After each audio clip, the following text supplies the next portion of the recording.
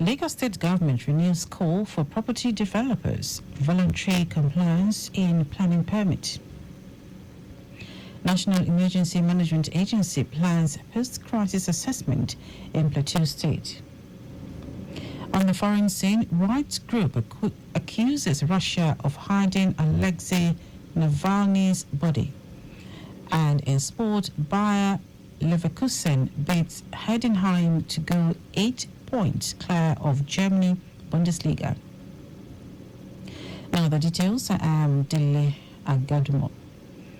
The Lagos State Physical Planning Permit Authority, LASPA, has renewed its call on property owners and practitioners in the built environment to voluntarily obtain planning permits for their proposed and built constructions. This call was reiterated by the General Manager of the authority, Kendi Oshinake, during an interactive meeting with selected real estate developers to evolve strategies to expand the authority's contribution to the achievement of the Themes Plus agenda of the Lagos State Government. Oshinake said intensive enforcement activities in the previous year have revealed that many property owners and real estate developers had gone on to commence construction based on the possession of green sticker and or letter of authorization without first obtaining their planning permits for building approvals. The General Manager also decried the illegal change of use of existing buildings in various parts of the state as against the approved use in line with the operative development plan of the state. Oshinake declared that it is a gross violation for property owners to unilaterally change the use of an existing building without recourse to LASPA, which is the sole government agency that is statutorily empowered to regularize change of use.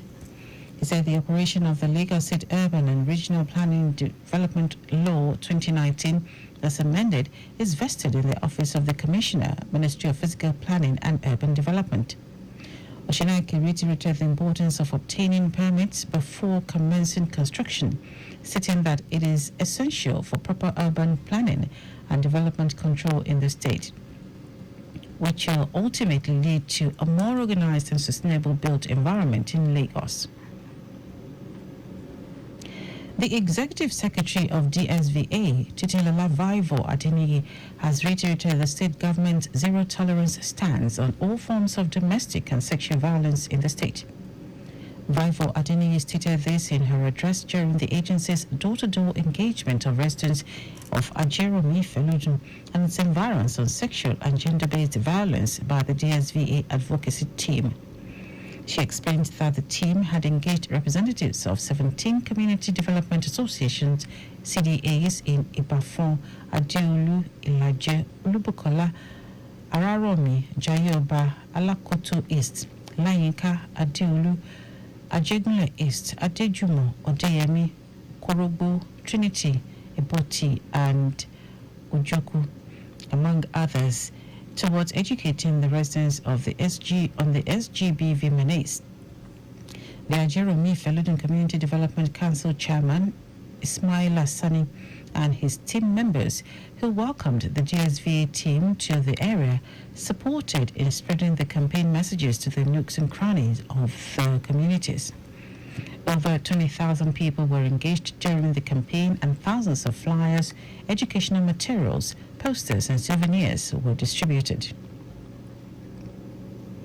The federal government, through the Federal Ministry of Works, has announced that the third mainland bridge in Lagos will not be available for 24 hours for motorists from Iyano-Woro-Shoki to Lagos Island bound. Federal Controller of Works, Lagos, Olukorede Kesha, in a statement says traffic resumes on Monday by 12 a.m. on this corridor.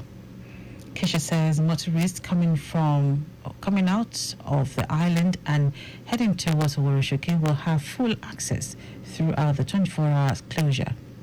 She explains that the temporary 24 hours total closure of the Iyano-Woro-Shoki Adeniji-Adele bound traffic is to enable the ministry carry out effective repairs on all important sections of the bridge. She advised the Lagos Island-bound motorists to make use of alternative routes like Ojota to Ikorodu Road, Funshaw Williams Avenue, Eko Bridge, Akbombo CMS, Ojota, and also Ojota Ikorodu to Jibo, Yaba, Oyigbo, Ido to Carter Bridge, Imbo CMS, and Bagada Anthony Ikorodu Road, Funshaw Williams, Eko Bridge, Imbo, Akbombo, and CMS. She urged motorists to cooperate with the traffic management officials deployed to manage traffic and ensure a hitch-free movement in order to minimize the discomfort during this repair period. Now to the rest of the stories.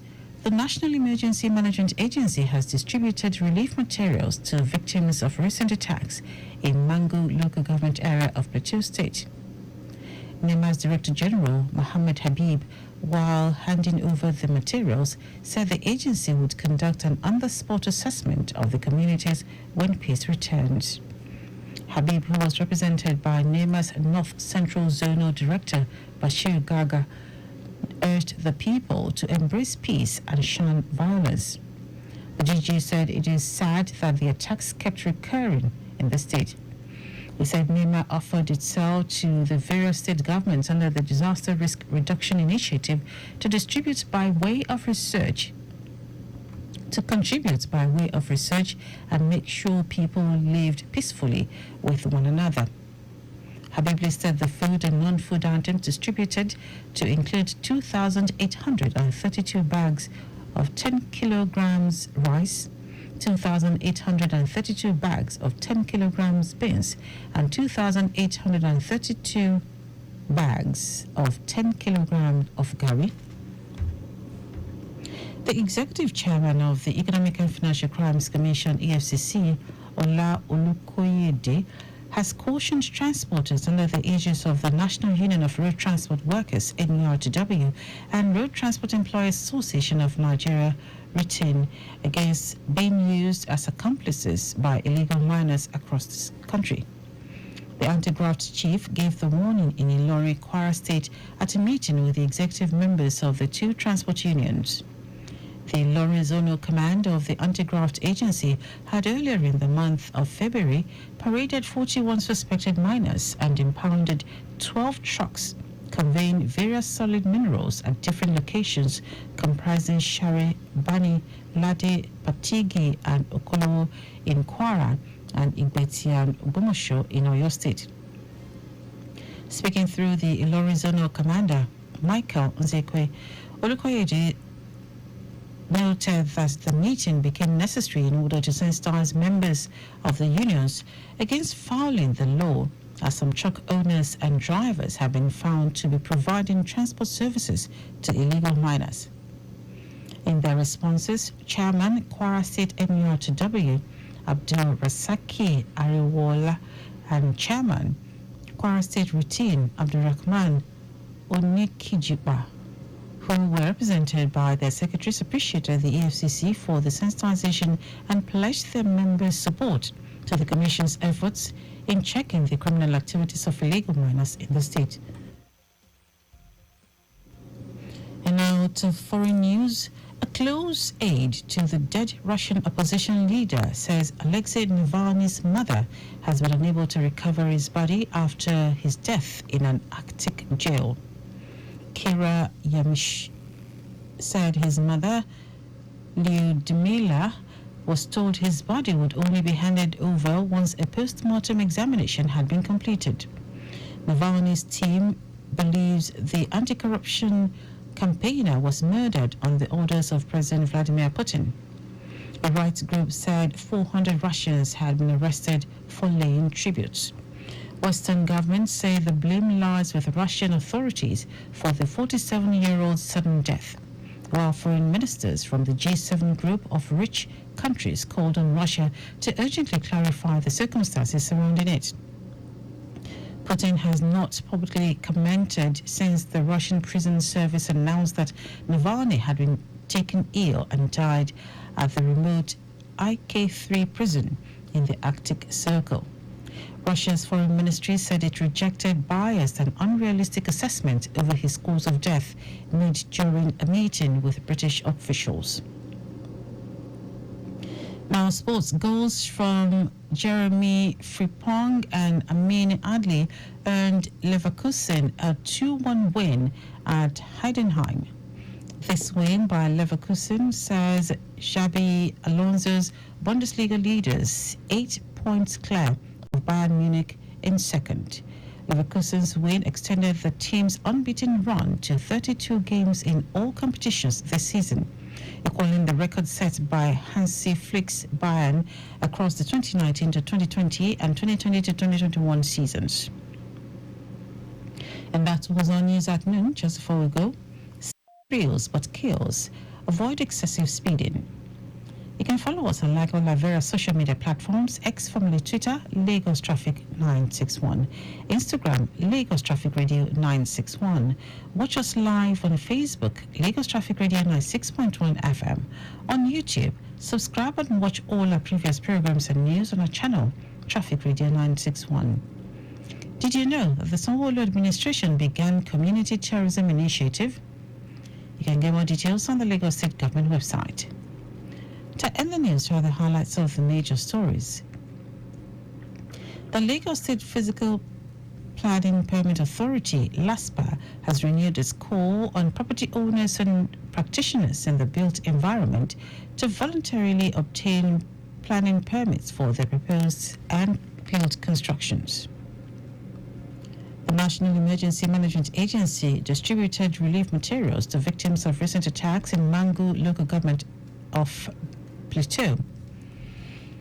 We also told you that a close aide to the dead Russian opposition leader says Alexei Navalny's mother has been unable to recover his body after his death in an Arctic jail. And in sports, the win by Leverkusen sent Xabi Alonso's Bundesliga leaders 8 points clear of Bayern Munich in second. For contact of the newsroom, send a message to Lagos Traffic Radio at lagos.gov.ng. That ends the news broadcast compiled by Kayode Mafolashire. I am Dele Agadumo. Good afternoon. Thank you for listening.